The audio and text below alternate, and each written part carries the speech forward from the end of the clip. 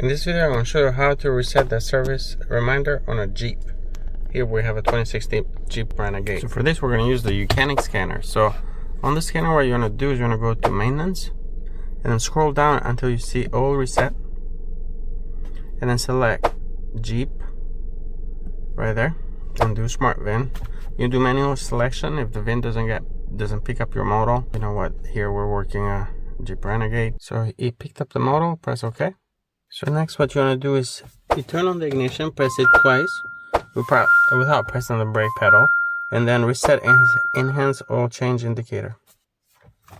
So you can see there, ignition is on. So it says please wait. Reset, press OK to continue. Oil reset indicator has been reset. Press OK.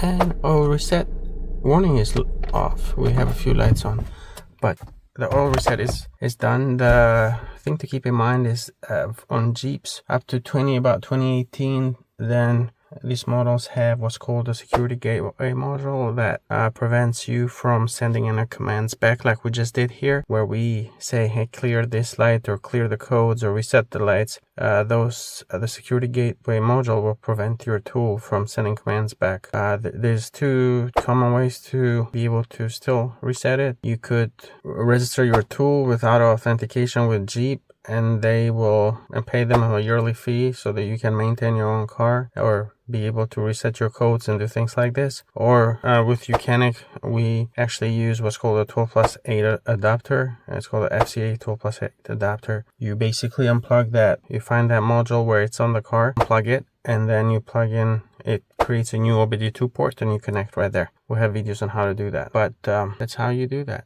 That's how you reset the oil service light on Jeep vehicles. Thank you for watching YOUCANIC, where you can be the mechanic.